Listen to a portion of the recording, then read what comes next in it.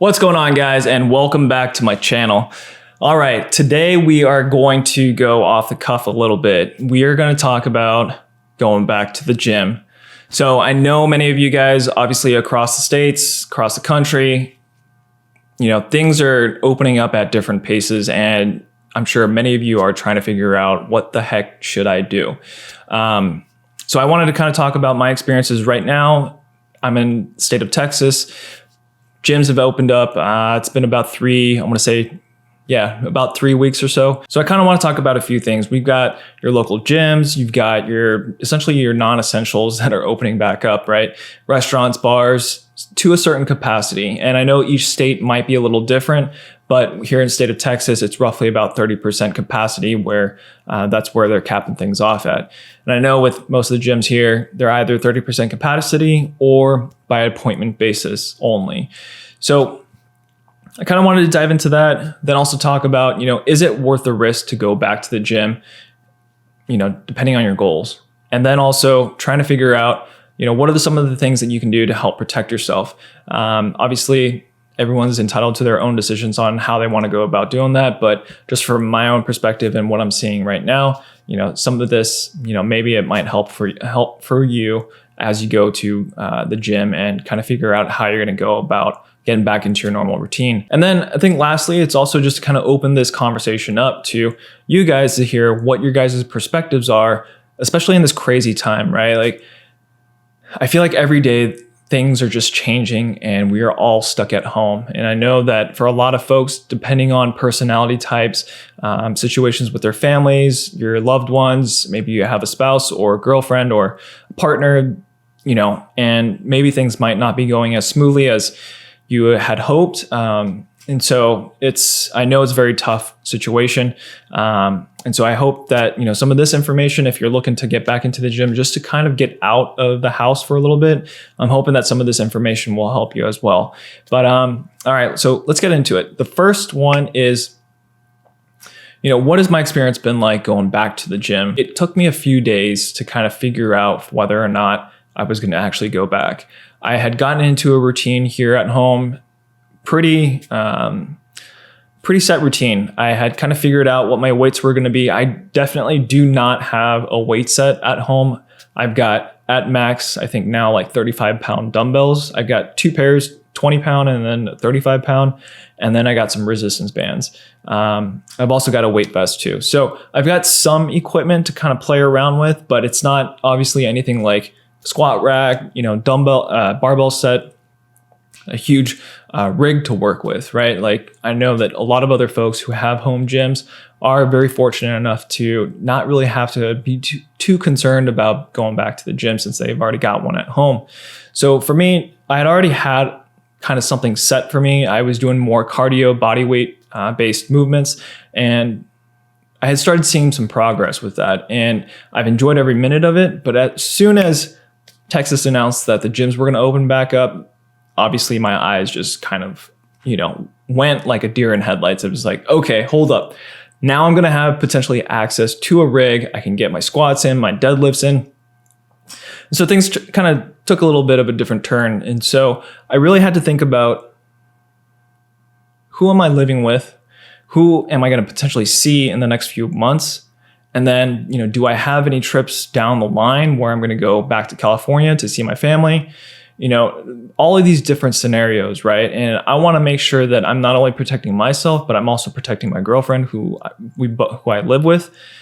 And just to make sure that we stay as healthy as possible. Because I know that, like many of you, being at home can be very tough, especially if you're not used to being at home in this type of current situation. And so for me, I decided that I was going to kind of take the leap and see how the gym was going to be. And just to kind of give you a heads up on what the gym looks like pre-COVID, I used to work out roughly around 4:30, 5 o'clock in the morning, and then also sometimes later in the evening. So when you're kind of looking at the peak times of the day, I was usually there. And the foot traffic at Anytime Fitness is usually at max 10, maybe 15 people. If you've been to an Anytime Fitness, it is a pretty small gym. But I would say go into 24-hour fitness, LA Fitness, maybe CrossFit boxes, those are going to be a different story. And I know for myself, having come from a CrossFit box or 24-hour fitness, they do have different parameters. I still have a lot of friends that do attend those type of facilities. And so I know the restrictions and the rules are quite different. But for the Anytime Fitness, I knew that the foot traffic was going to be quite small. So then going into the recent openings, they've stayed pretty small, which I'm gonna show you a video clip on what I normally see on a daily basis. It's quite empty almost. So having started to go back to the gym about 3 weeks ago, normally what I see is that there's not a whole lot of people there, which I completely understand because I know that there's a lot of folks who are still quite concerned about getting exposed or putting themselves in a situation where they would get exposed. And so for me, I knew a couple of things. One is Anytime Fitness, at least the location that I go to, is quite equipped with, I think, 3 to 4 different stalls of antibacterial wipes. They've also have antibacterial gels sitting around. And I know that this is only one, particular aspect of protecting yourself, but they've got a lot that's readily available. And this has been around since pre-COVID. So I knew that my game plan for going into the gym in order to get my workouts in was going to be first to get access to the gels. We have to use a key fob in order to enter in and out.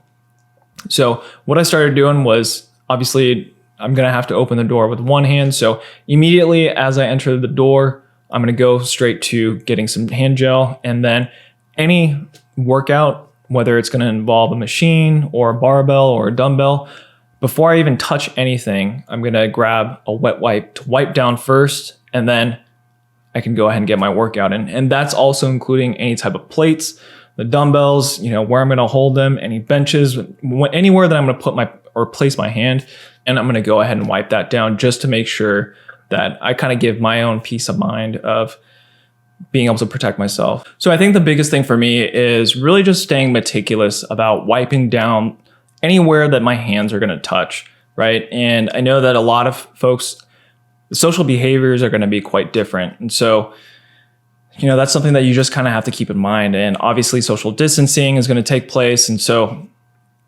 so far it's been a good experience. I think mainly because there just generally isn't a whole lot of foot traffic at the gym. So I think I'm lucky in my case. I do know that 24-hour fitness, obviously there's going to be limited capacity, but then also, you're trying to figure out how are you going to go about working out if you don't have access to a high volume of antibacterial wipes at your disposal, right? So that makes things a little different. So you kind of have to figure out if, am I going to bring my own wipes? Am I going to bring my own gel? Am I going to bring my own towels to touch everything, or gloves? How is that going to work out? So I'd love to hear, what you guys' current experiences are today. And then also depending on what state you guys are at, how's that working out for you? And then 2, a lot of folks can make the debate on, is going to the gym the same thing as going to the grocery store? And I think, to me, in my own personal opinion, I think it's very similar. The only thing is that I think going to the grocery store, at least in my opinion, there's just a lot more exposure. There tend to be a lot more people around you. You don't have really necessarily the ability to keep that social distancing, especially when you're going to Costco, because I myself definitely see there's folks literally a foot away from me. So depending on the grocery store and obviously the time that you go, maybe the volume of foot traffic isn't as quite high, but in terms of what I'm seeing, every time I go to the grocery store, there are quite a bit of people. So when I think about that and then going to the gym, it's not as bad. I mean, going to the gym, I rarely see anybody. There's roughly maybe 3 people, and that's including myself, right? So outside of that, things that you touch at a grocery store, I don't know about you guys, but I don't normally touch everything that I see. So with that being said, when I go to the grocery store, I immediately wash my hands as soon as I get back home. And even getting into the car, I've got the antibacterial gel, and so I'll use that to kind of wipe my hands down, and then obviously the door panel and whatnot. And so I might be overkilling it, but at the same time, I'd rather protect myself and be safe than sorry. Depending on how the cases are going for you guys out in the states that you guys are located in, I know for Texas, they're definitely continuing to rise. And I'll throw a chart up here that I pulled up today, and it's just not stopping, right? And I know that there are some numbers being thrown around in terms of the impact from the flu to the coronavirus, and you can argue different ways, but at the end of the day, I think a lot of us are very concerned at the rate of how fast folks can get it, and also not really necessarily knowing what types of symptoms are actually going to appear and when they're going to appear. And so for me, that's, I think, the most scary part is, you could easily be next to somebody who is asymptomatic, and then, just like that, something could happen. So for me, I urge you guys and everybody else to continue to stay very cautious of, how you guys interact with folks, even if there isn't anyone around you, because at the end of the day, things that you touch or maybe even cough on or so forth, that could potentially, kind of cascade into other events where somebody else maybe kind of comes into the same contact. So I do hope that you guys are staying safe and protected while you guys are going to the gym. If you are, and if you're not, here are some things that you could potentially just kind of, mull over as we kind of progress throughout this. And then I also think that, one other topic to talk about is the different types of masks that you would encounter if you were to go to the gym, right? And I think just like anywhere else, if you go to a grocery store, not everyone is going to have an N95 mask, right?